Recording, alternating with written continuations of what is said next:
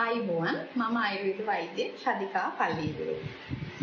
මම අද ඔබ හමුවට එන්නේ පුංචි මතක් කිරීමක් කරන්න. පුංචි දැනුවත් කිරීමක් කරන්න. අද ජනවාරි 3 වෙනි දවස. World Wellness Day. ඉතින් ඇත්තටම නිරෝගීකම කියලා කියන්නේ අපේ ජීවිතේ අපි ලබන්න පුළුවන් ලොකුම ධනය. ඉතින් මෙන්න මේ ධනය නිරෝගීකම කියලා කියන එක. විශේෂයෙන් අපිට මතක් කරගන්න මේ නිරෝගීකම අපි රැකගත යුතුයි කියලා කියන පණිවිඩය අපිට මතක් කරන්න තමයි මේම දිනයක් තියෙන්නේ.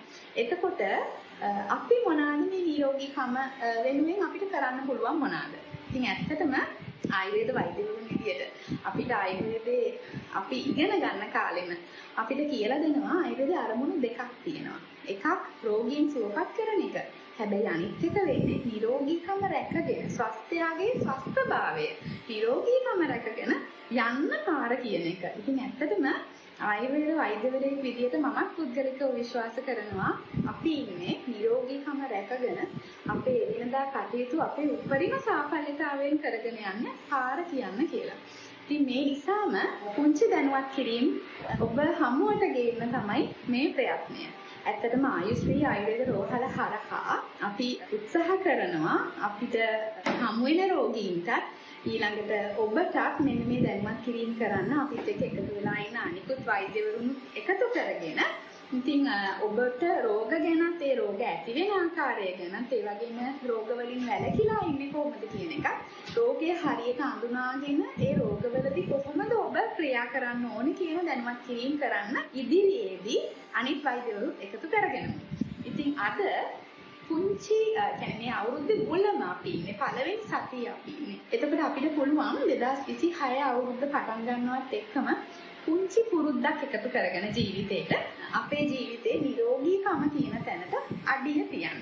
මොනවාද අපිට මෙහෙම එකතු කරගන්න පුළුවන් දේ? අපි ඉන්නේ සමකාසන්නේ රටක ශ්‍රී ලාංකිකයෝ විදියට.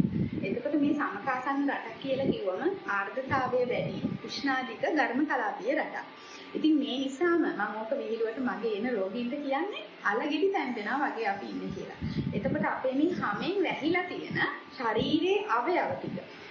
ඉතින් මේ කොටස් ටික ඇත්තටම අක්මාව, හෘදය, වකුගඩු, ඒ වගේම අන්තරාංග මෙන්න මේ සියලුම පද්ධති ටික ඒවත් අපි වගේම තැම්බෙනවා. ඒත් අපි ඇත්තට වැඩිපුර ක්‍රියාත්මක වෙනකොට අපේ ඇඟේ තාපයක් ජෙනරේට් වෙනවා. ඉතින් ඇති වෙනවා. මෙන්න මේ තාපය නිසා තමයි අපි මහන්සි වෙලා වැඩක් කරනකොට අපිට දාඩිය විදියට අපේ ඇඟේ පිට වෙන්නේ. ඉතින් මේ තාපය එළියට දාන එක ක්‍රමයක් විතරයි. එතකොට හිතන්න නිකන් මෙහෙම හිතන්නකෝ අපි දකිනවා අපිට ගෙදර ෆෑන් එක තියෙනවා. ඊට පස්සේ ෆ්‍රිජ් එක තියෙනවා, ලැප්ටොප් එකක් මේ හැම එකකම ෆෑන් එකක් තියෙනවා. තාපය ඉවත් වෙන ක්‍රමවේදයක් දීලා තියෙනවා. ඉතින් ඒ වගේ අපේ ඇඟටත් මේ දාඩිය කියලා කියන්නේ එකක් විතරයි. ඉතින් අපේ ඇඟේ තාපය අයින් කරගෙන තාපය ජෙනරේට් වෙන තාපය අවම කරගෙන තියාගත්තොත් අපිටත් පුළුවන් අපේ මේ ඇතුලේ අවයව වලට හරියට වැඩ කරන්න ඕන කරන පරිසරය හදලා දෙන්න. ඉතින් මොනවාද අපිට මේකට එකතු කරන්න පුළුවන් දේ? අන්න ඒ ගැන මතක් කරන්නයි මේ සූදානම. ඉතින් ඇත්තට අපි මම මේ කියන්නේ ලංකාවට ඉංග්‍රීසි මෙන්න කලින් කාලේ ගැන. ඒ කාලේ ඉඳලා අපේ මිනිස්සු කහට බොන්න පුරුදු වෙලා හිටියා.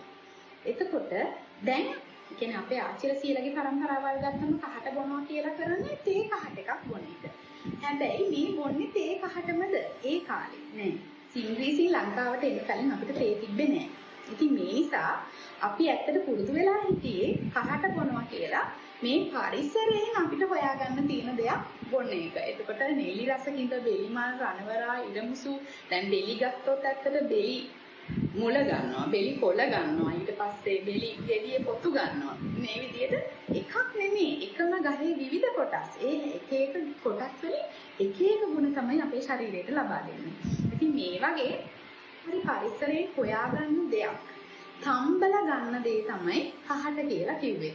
මතක නම් තැඹිලි ගෙඩියක් ළඟට ගන්න බොනකොට ඇඟේ වදී කහට වදී ඒ හිඳ පරිස්සමට කියලා තමයි අපිට අපේ අම්මලා කියන්නේ. එහෙම නේද? ඉතින් මෙන්න මේ කහට රස කියන දේ මොනවාද අපිට වෙන්නේ?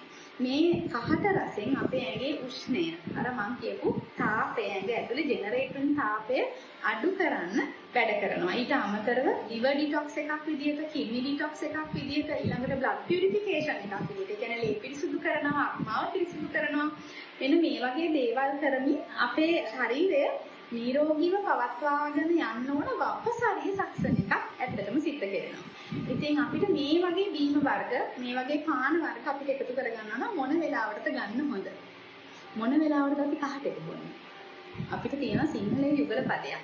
කාලා ඊළඟ. එතකොට ඇත්තටම උදේ කෑම එක කාලා ඊට පස්සේ තමයි මේ කහට කෝපය අපි එකතු කරගෙන තියෙන්නේ.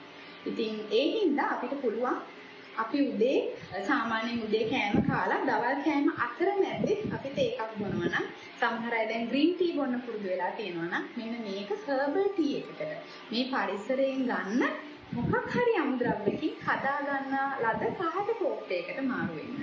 ඉතින් මේ මගින් ඔබේ නිරෝගීකමට පුංචි පිටුවහලක් එකතු වෙයි. මොනවාද මේකෙන් අපිට ලැබෙන වාසි? අපි අර මම විස්තර කරා වගේ ඩිටොක්සිෆයින් ගුණවලට අමතරව අපේ blood purification එක හොඳට සිද්ධ වෙන හින්දා අපේ හැමේ පාට වැඩි වෙනවා. ඒ වගේම අපේ තාපය ඇඟේ නිපද වෙන එක අඩු වෙන හින්දා අපිට diabetes, cholesterol, pressure, fatty liver වගේ conditions තියෙනවා නම් ඒවා පාලනය කරගන්න උදව්වක් වෙනවා. ඊට අමතරව අපි රූපයෙන් ලස්සන වෙනවා. ඊළඟට අපේ ඇත්තටම අපි තැම්බෙන්න අපේ වයසට යාම වැඩි වෙනවා. ඉතින් මෙන්න මේකත් අඩු වෙනවා. එතකොට අපේ වයසක වෙනම අඩු වෙන්න හේතුවක් වෙනවා. ඉතින් අපේ රූපය කියලා කියන්නේ ඇත්තටම අපේ හැම කියලා කියන්නේ අපේ ඇඟ ඇතුලේ රෝග ගැන කියන කැඩපතක් වගේ දෙයක්. ඉතින් එතකොට අපේ හැම අපිට හොඳට තියනවා කියලා කියන්නේ අපේ ඇඟ නිරෝගී කියලා කියන එක. ඉතින් මේ වගේ ලොකු විස්තර ඔබට මේ වෙලාවේ කියන්න බලාපොරොත්තු වෙන්නේ නැහැ. නමුත් ඉදිරියට ඒවත් දැනුවත් කරන්න බලාපොරොත්තු වෙනවා.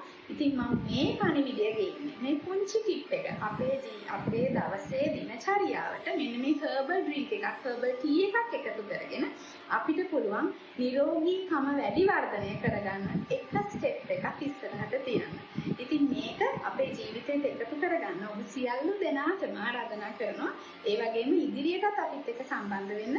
අපි අපේ දැනුවත් කිරීම හරහා ඔබ දැනුවත් වෙන්න, නිරෝගී වෙන්න, ඔබ ලස්සන වෙන්න, ඔබේ සාඵල්‍යතාවයේ වැඩිපුර ඒක ජීවිතයට එකතු කරගෙන සාර්ථක ජීවිතයක් ගෙවන්න, නිරෝගී ජීවිතයක් ගෙවන්න අපිත් එක්ක අත්දැක ගන්න කියලා ආරාධනා කරමින් නවතිනවා.